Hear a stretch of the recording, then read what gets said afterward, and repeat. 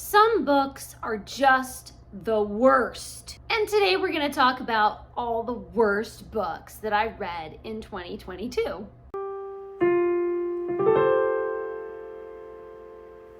I don't really have a lot of books on this list. I enjoyed so much of my reading in 2022. My average star rating was 4 stars, and there's really only a handful of books that only got 1 or 2 stars. But the ones that were bad were really, really bad. Before we dive in to the worst books that I read this past year, let's reach back here to our Booktuber Shoutout book, and we're gonna shout out somebody randomly. Today's shout out goes to Raquel Bookish. I am sorry that your shout out has to be on such a negative video, but the shout out itself is positive. Maybe this can bring a little bit of positive light to such a negative video. I will leave a link to their channel down in the description, so be sure to go over and subscribe to them. And if you haven't already, please do subscribe to this channel and follow me over on Goodreads and Twitter and Instagram and all the places. So the first one on my list here is, in my opinion, the absolute #1 most horrible book in all of creation. And I feel like many things that are truly horrible and terrible, they suck you in with good things and then they betray you, and it just feels even worse. If it had just been horrible all along, it wouldn't have been so bad.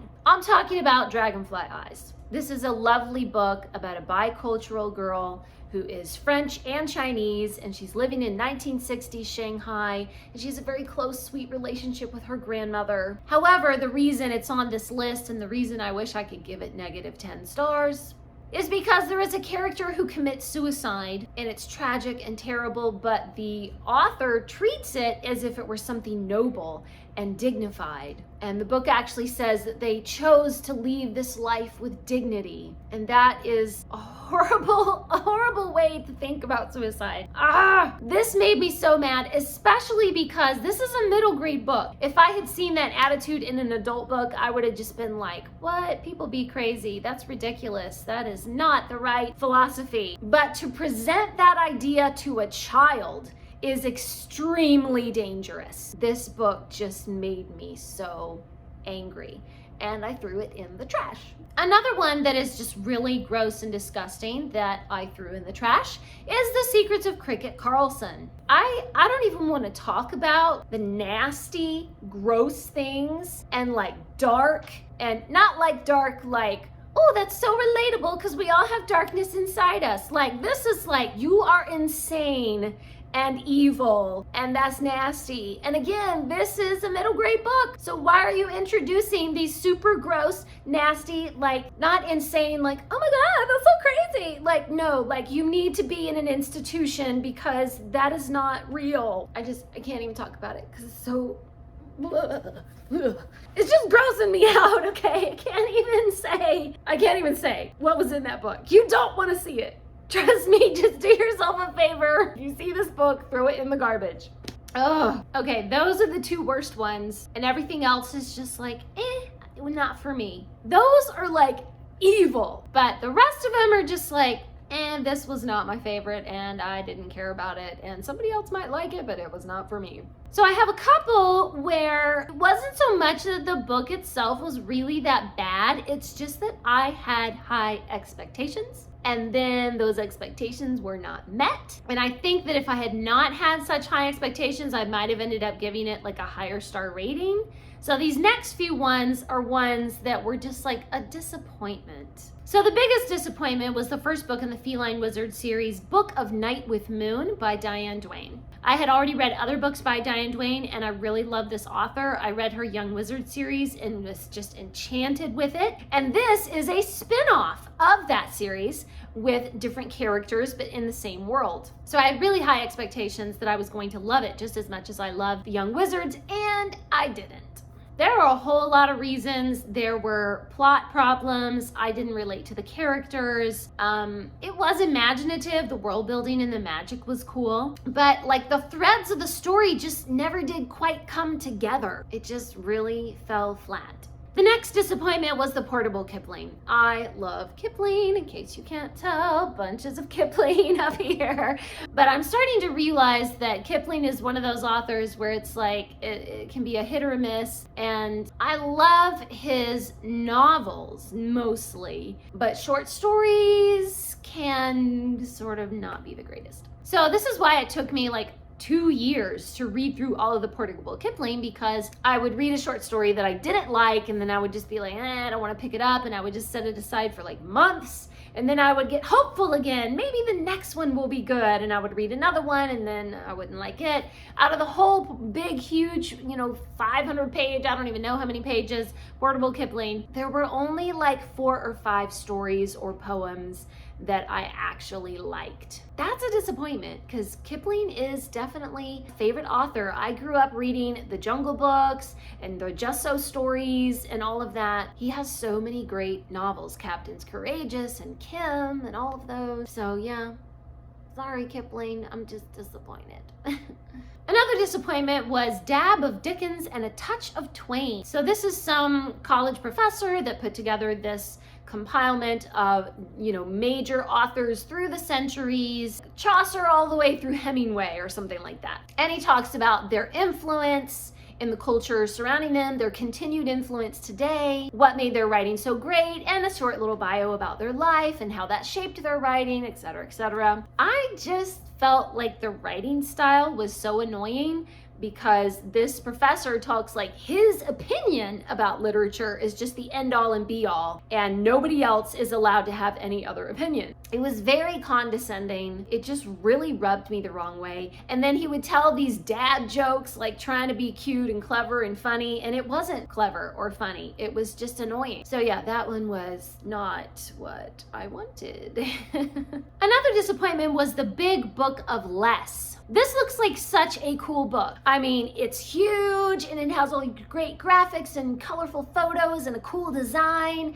And I was like, ooh, this is so neat. And I'm gonna read all these different little articles. It just looks so cool. I was very excited to read it. But the first article just talks about like the economy. It doesn't really talk about having less in your life or being a minimalist or, finding balance in your life with your possessions or anything like that. I thought it was gonna be like decluttering and minimalism and having a vision for your life and for your home that is peaceful. Really had very little to do with decluttering or minimalism or home life or anything like that. It just was not what I wanted, not what I expected.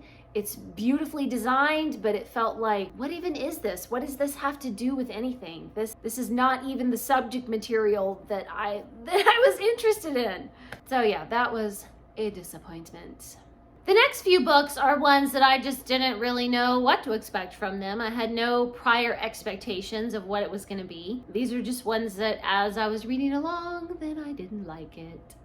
So this next book, I feel kind of bad about putting it on the list because the author sent it to me personally. It's a Christian author, and I really wanted to help them out, and I really tried to like their book, and I just couldn't. First of all, the title is just hilarious. It's Footnail. Footnail. It just makes me laugh every time. The subtitle is Genesis Awakens. So there's a girl named Genesis, and gradually she begins to find out that her ancestors have passed down through their possession the nail that was in the feet of Christ on the cross. Now that is a very interesting idea. That's very imaginative premise. And there's the idea that the nails of the cross have magical properties or like supernatural, abilities of some kind, and they have to keep the nails away from the bad guys who would use those powers for evil, But I'm sorry, I just can't get past the footnail thing. It just sounds like toenail, okay? When I think footnail, when I think the word footnail, it just sounds like you're saying toenail. I don't think of like a hammer nail, I think of a toenail. The plot was really slow. It did not grab my attention. The characters are kind of cardboard. It just didn't grab my attention. I'm sorry.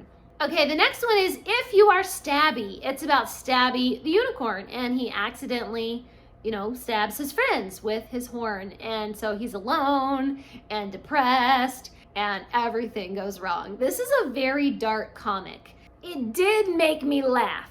And this is dark. We're like, oh, this is so relatable because we all have darkness inside us. Like, this is a level of darkness that is not like psychopath, okay? But it was still a bit dark for me. I don't care for too much creepy, just like, it was just kind of depressing. And like, I mean, he murders his friends. That's the whole premise, you know? So it did make me laugh, I have to say. It was pretty hilarious. It's just not for me. I just don't care for quite that much dark humor.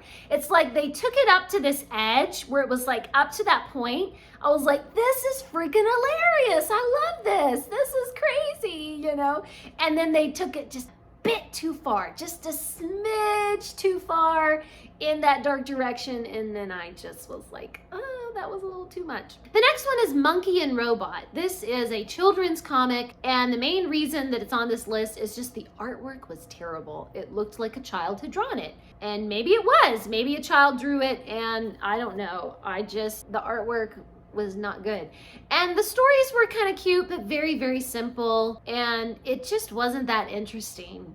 Sorry. The next one is Uncommon Courage. So this is a book that gives some little like snippets of wisdom for life or something. But I did not like this book, first of all, because it uses foul language and it has a very crass sense of humor. And I don't like that.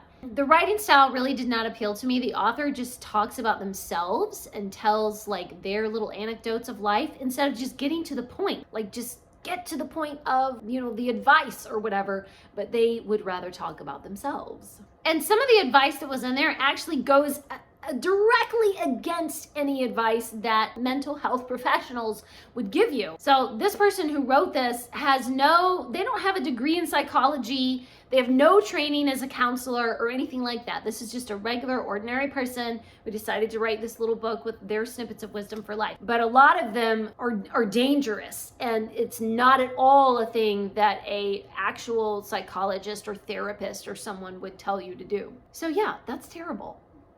Not good. Okay, the next one is Shadow of the Spider, A Quest to Save a Queen. This is a middle grade book about these kids who get whisked away to a magical world, and then they realize that actually they were born in that world, and they were sent to our world, the non-magical world, to protect them from assassins who were after their family. And then they have to, restore the kingdom and go on a quest and blah, blah, blah. I got bored with it about 60 pages in. I was just like, I don't care about any of these characters. The writing style is just not grabbing me. I don't know. I just didn't care. I just didn't care about anything that was happening. So I DNF'd it. That was one of my very few actual DNFs of the year. The next one was The Blue Dragon's War. It's about these minotaurs who have to protect their home from the attacks of the Blue Dragon. But the storyline was just kind of static, like stuff would happen and then other stuff would happen and then they would go into battle and then this and that. And I like multiple storylines that are converging and it was not a very complex plot. And the characters were very one-dimensional as well. Like, this guy's a warrior and that's what he does and that's all he is. And there's no depth or complexity or anything else going on. It was just, the whole thing was very one-dimensional. Plot, the characters, the world building, all of it was just very static. This is what it is and there's nothing below the surface. All right, next I have a bunch of picture books that I really objected to on moral grounds, okay? Because these are not moral lessons to be teaching to children. If you want to have books for adults that have like other philosophies or things that are immoral or whatever, fine. Adults can make their own decisions about those things, but children are so impressionable. Why are you doing these? I'm getting mad. I'm losing my temper. It's my righteous anger that's rising up.